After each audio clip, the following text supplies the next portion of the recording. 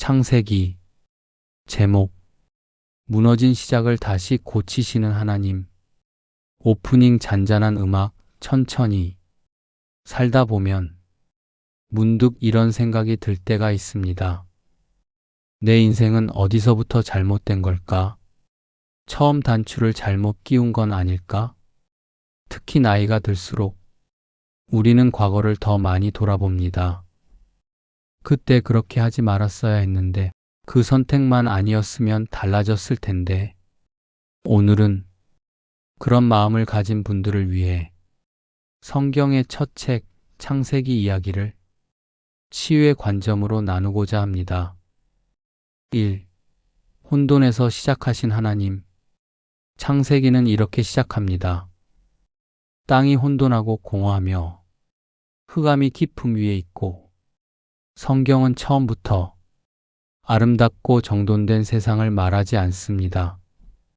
엉망인 상태, 아무것도 보이지 않는 상태, 앞이 캄캄한 상태에서 이야기가 시작됩니다.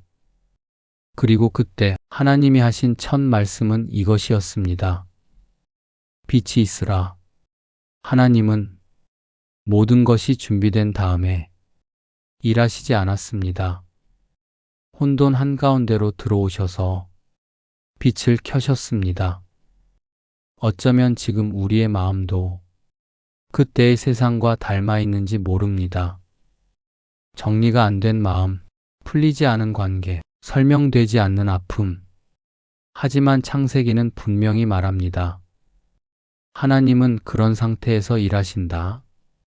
2. 깨어진 관계를 찾아오신 하나님. 아담과 하와가 죄를 지은 후 그들은 숨었습니다. 두려웠기 때문입니다. 부끄러웠기 때문입니다.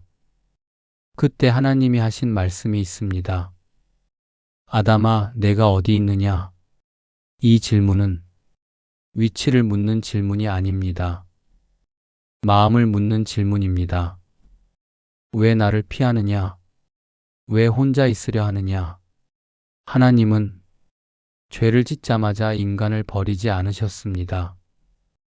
오히려 먼저 찾아오셨습니다. 오늘도 하나님은 조용히 우리에게 물으십니다. 너 많이 아팠구나. 그동안 혼자 버텼구나. 치유는 하나님과 다시 눈을 마주치는 순간 시작됩니다. 3. 상처 있는 사람들을 쓰신 하나님. 창세기를 조금 더 읽어보면 완벽한 사람은 한 명도 나오지 않습니다. 아브라함은 두려움 때문에 거짓말을 했고, 야곱은 속이며 살아왔고, 요셉은 억울하게 버림받았습니다.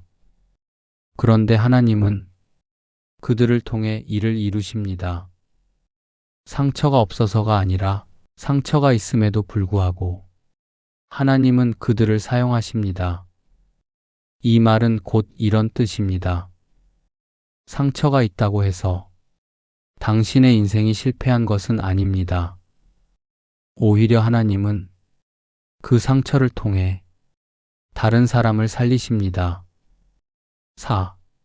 왜 창세기는 치유의 책인가? 성경은 왜 이렇게 시작했을까요? 율법도 아니고 심판도 아니고 창조 이야기로 시작한 이유는 단 하나입니다. 하나님은 인간을 고치기 위해 성경을 시작하셨기 때문입니다. 창세기는 말합니다.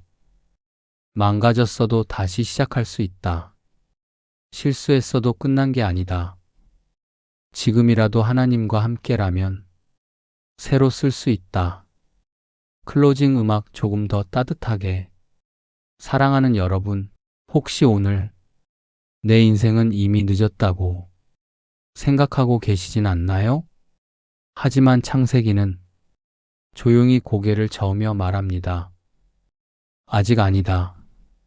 하나님은 처음도 만드셨고 다시 시작도 만드십니다. 오늘 이 밤 이 말씀을 들으며 마음 한구석에 작은 빛 하나가 켜졌다면 그것으로 충분합니다.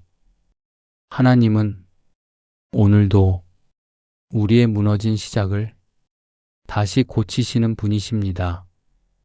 짧은 기도 자막용. 하나님, 혼돈 같은 마음을 주의 손에 맡깁니다. 다시 시작하게 하소서. 예수님 이름으로 기도드립니다. 아멘.